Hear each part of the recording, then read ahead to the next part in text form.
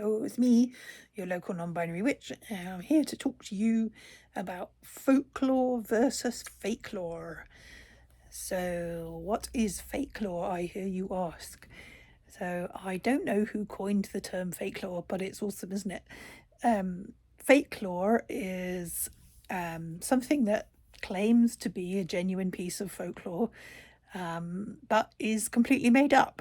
And quite often, fakelore just isn't very good because it's not as interesting and rich and exciting and history laden and generally fascinating as real folklore.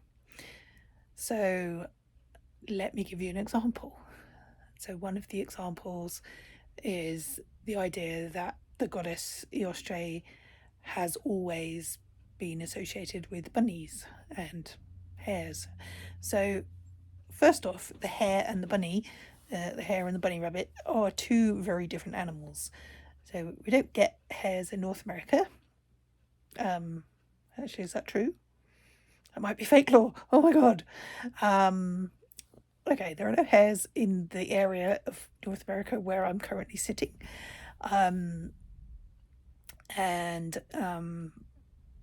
The hare is distinguishable from the rabbit by having much longer ears, much bigger body, and it's also tends to not live in burrows but to make scrapes in the fields. And hares have also been seen dancing and boxing in March when they go through their mating rituals. And there's a lot of really interesting folklore about hares, because there's the whole idea that the witches shapeshifted into hares. That's a real piece of folklore. And it was also thought that if you saw a hare running through a town, there would be a fire in that town before very much longer. There's another piece of folklore that witches could shapeshift into hares, as I already said, and witches are associated with the moon. And then there's an idea from, I think it was from Greek mythology, that when you burn a piece of wood, the fire that is released from the wood, it's not really released from the wood, but that's how some people saw it. That fire is stored moonlight that's being released. So now we have a circular connection between, possibly from all different mythologies, but I like it anyway, between the idea that witches shapeshift into hares, witches are associated with the moon, hares are associated with fire, and also the moonlight is, but when you burn a piece of wood, the stored moonlight gets released as fire. So there's a sort of neat little cluster of ideas there.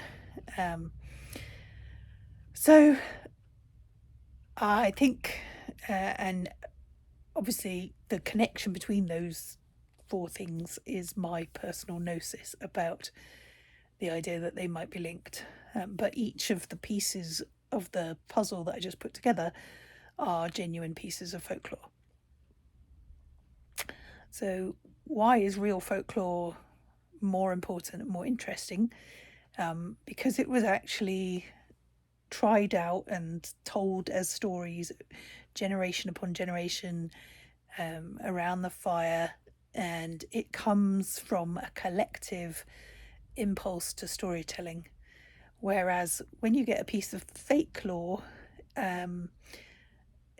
it's been made up possibly in the literary tradition, and it doesn't have that sort of well-rubbed, time-honoured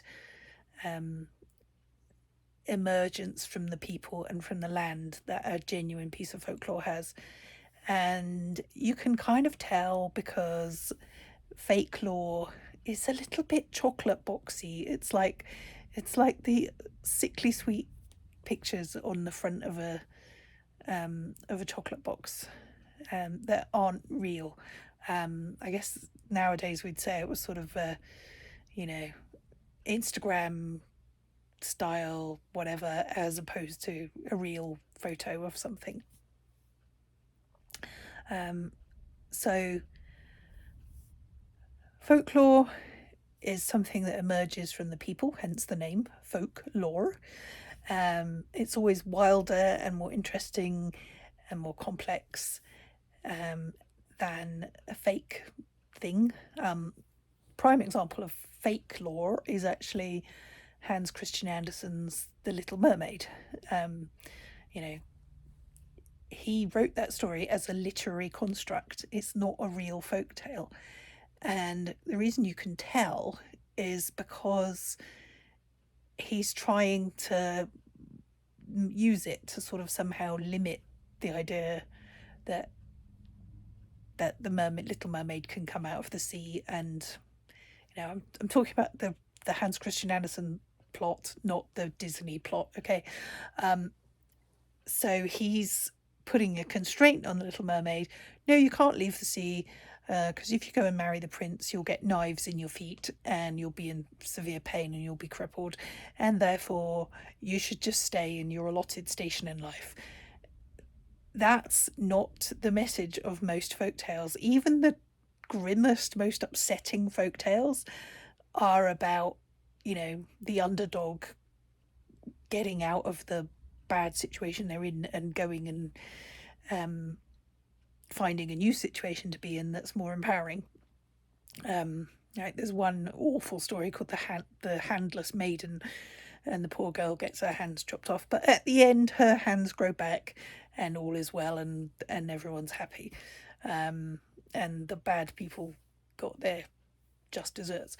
So your ordinary proper folktale might be grim and upsetting, but it generally comes out on the side of justice, whereas the Little Mermaid just didn't, like, she marries the prince, but she has to walk around with knives in her feet for the rest of her life. That's no fun. So yeah, let's hear it for real folklore and real history and not fake lore.